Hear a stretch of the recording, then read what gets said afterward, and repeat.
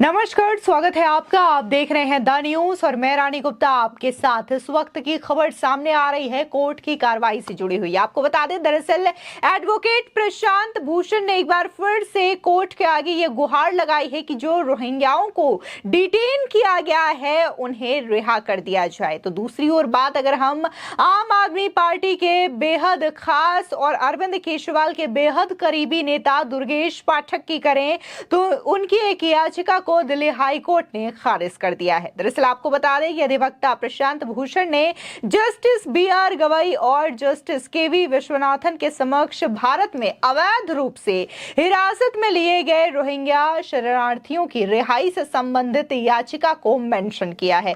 दरअसल आपको बता दें कि सुनवाई के दौरान अधिवक्ता प्रशांत भूषण ने जज के सामने यह अपील की कि जो अवैध तरीके से रोहिंग्या हैं उनको लेकर के थोड़ा विचार करना चाहिए और उनकी रिहाई को लेकर के सुनवाई करनी चाहिए। दरअसल इस दौरान प्रशांत भूषण ने यह भी कहा कि ये रोहिंग्या शरणार्थियों की हिरासत के संबंध में है। कई बार इस मामले को लिस्टेड तो किया गया है लेकिन इस पर कोई सुनवाई नहीं हो सकी है। दरअसल आपको बता दें कि प्रशांत भूषण संविधान के अनुच्छेद 21 और 14 के तहत कानून के समक्ष उनके जीवन और समानता के अधिकार की रक्षा के लिए उनकी रिहाई की मांग कर रहे हैं। लेकिन आपको बता दें कि न सिर्फ दिल्ली में, असम में, पश्चिम बंगाल में, उत्तर प्रदेश यानी कि देश के कई सारे हिस्सों से लगातार खबरें सामने आती है जब अवैध तरीके से देश के अंदर में बसे रोहिंग्याओं को गिरफ्तार किया जाता है, पुलिस के द्वारा उन्हें डिटेन किया जाता है। आपको बता दें कि हालांकि पश्चिम बंगाल हो या फिर असम हो, ये बॉर्डर एरिया है, यहाँ पर आसानी से ये रोहिंग्या जो हैं देश के बॉर्डर में प्रवेश कर जाते हैं। लेकिन आपको बता दें कि कई सारे रोहिंग्याओं को तो जम्मू कश्मीर से भी गिरफ्तार किया गया है। ये जो चीजें हैं अपने आप में एक बड़ा सवाल खड़े करती है। इससे पहले आपको बता दें कि उत्तर प्रदेश में भी कई सारे रोहिंग्याओं को गिरफ्तार किया गया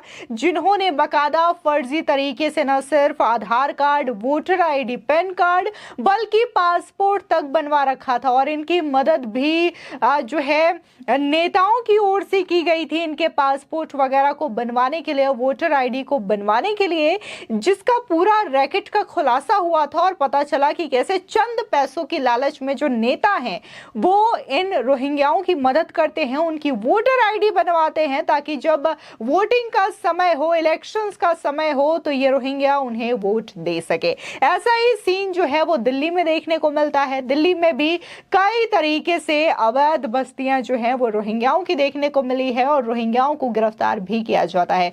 अभी 1-2 दिन पहले असम से भी कई सारे रोहिंग्याओं को गिरफ्तार किया गया है। तो देश में लगातार रोहिंग्याओं को गिरफ्तार करने की जो केसेस हैं वो लगातार बढ़ रही है और ये रोहिंग्या अवैध तरीके से भारत में प्रवेश कर रहे हैं। लेकिन प्रशांत भूषण इन्हें रिहा करने की गुहार सुप्रीम कोर्ट से करते हुए नजर आ रहे हैं। दूसरी ओर दिल्ली हाई कोर्ट ने आम आदमी पार्टी के नेता और राजेंद्र नगर विधानसभा से विधायक दुर्गेश पाठक के उस आवेदन को ठुकरा दिया जिसमें उन्होंने संबंधित क्षेत्र से अपने चुनाव को चुनौती देने वाली एक याचिका को खारिज करने का अनुरोध किया था। बता दें कि कोर्ट ने इस मामले में कहा है कि इसमें कुछ ऐसे मुद्दे हैं जो आप नेता के पक्ष में हैं लेकिन नॉमिनेशन फॉर्म में FIR के संबंध में खुलासा नहीं करने से जुड़े मसले पर विचार बनता है।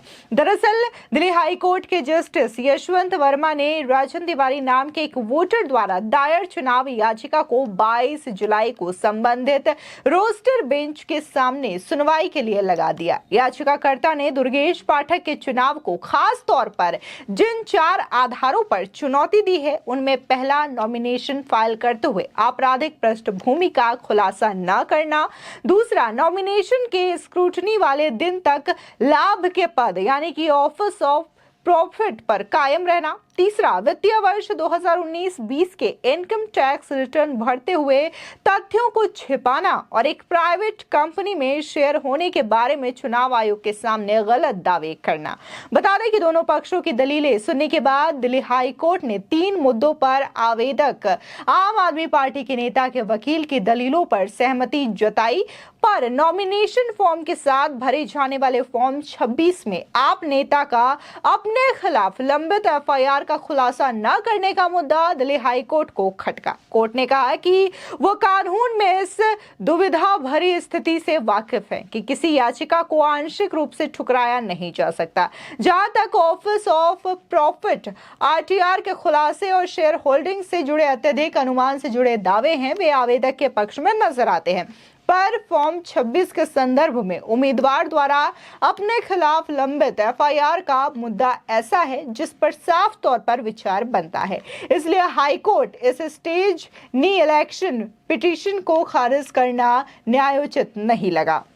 अदालत ने आवेदन खारिज करते हुए इस मुद्दे पर दोनों पक्षों के अधिकारों और दावों को विचार के लिए खुला रखा है। दरअसल चुनाव याचिका में याचिकाकर्ता ने इलाके का एक मतदाता होने के आधार पर उपचुनावों में प्रतिवादी आम आदमी पार्टी के नेता दुर्गेश पाठक के चयन को चुनौती दी। जवाब में दुर्गेश पाठक ने मौजूदा आवेदन दायर किया और इसे खारिज करने का हाईकोर्ट से अनुरोध किया। दलील दी कि याचिका में कार्रवाई का कारण नहीं बताया गया है और इसी वजह से उसे ठुकरा देना चाहिए।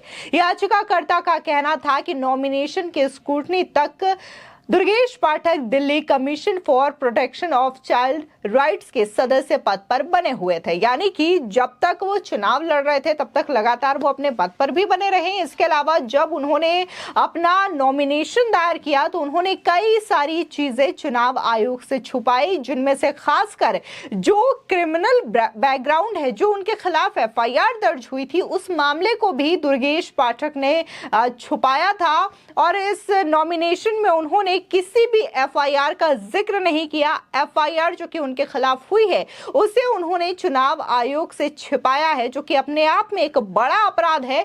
ऐसे में खासकर इस आवेदन को दिल्ली हाई कोर्ट की ओर से देखा गया है और इस पूरे मामले को लेकर के सुनते हुए, ध्यान देते हुए बकायदा कोर्ट ने ये कहा है कि जो दुर्गेश पाठक की ओर से याचिका दायर की गई है कि उनके इस अनुरोध को ठुकरा दिया जाए, तो दिल्ली हाई कोर्ट ने दुर्गेश पाठक की याचिका को खारिज कर दिया है। और वहीं जो राजेश तिवारी हैं, जिन्होंने ये याचिका दायर की है, तो उनके लिए ये बड़ी जीत मानी जा रही है, क्योंकि एक वोटर के नाते उन्होंने एक याचिका दिल्ली हाई कोर्ट में दायर की, दुर्गेश पाठक के खिलाफ दायर की, और किस तरीके से उन्होंने कई सारी डिटेल्स चुनाव आयोग से छुपाई है। इस मसले को लेकर के उन्होंने जो पिटीशन दायर की थी, उस मामले के लिए यह बड़ी जीत बताई जा रही है। आपको बता दें कि लगातार शराब घोटाला मामला आम आदमी पार्टी के गले की फांस बना हुआ है और जिस तरीके से दिल्ली के मुख्यमंत्री अरविंद केजरीवाल सलाखों के पीछे हैं, तो एक नया मुद्दा आम आदमी पार्टी के एक नए लीडर के सामने जाता हुआ दिखाई दे रहा है। दुर्गेश पाठक जो है वो अपनी कई सारी आइडेंटिटी और नॉमिनेशन को गलत तरीके से भरने के मामले में उनकी मुश्किलें जो है वो बढ़ सकती है, ऐसा अनुमान भी लगाया जा रहा है। लेकिन अगर हम देखें तो दिल्ली में कई चुनाव भी होने वाले हैं साल 2025 में। ऐसे में आम आदमी पार्टी जहां ये दावा कर रही है कि शराब घोटाला मामला हो या फिर दिल्ली में कम पानी हो, जो कि हरियाणा की ओर से नहीं दिया जा रहा है, इस पूरे मामले में दिल्ली की जनता बीजेपी को सबक सिखाएगी। यहां तक कि आतिशी जो कि दिल्ली की मंत्री हैं, उन्होंने तो बकायदा ये भी कह दिया कि अगर बीजेपी की एक सीट भी आ जाती है तो उनके लिए बहुत बड़ी बात होगी। तो वहीं बीजेपी का ये दावा है कि इस बार जो विधानसभा चुनाव होंगे तो इसमें आम आदमी पार्टी को करारी शिकस्त का सामना करना पड़ेगा, क्योंकि जिस तरीके से संसदीय चुनाव में 7 सीटें बीजेपी ने जीती है, उसी तरीके से विधानसभा चुनाव में जो सीटें हैं वो बीजेपी के फेवर में आएंगी और बीजेपी की सरकार दिल्ली में बनेगी। फिलहाल इस पूरे मामले को लेकर के आपकी क्या राय है, हमारे कमेंट सेक्शन में जरूर बताएं। धन्यवाद।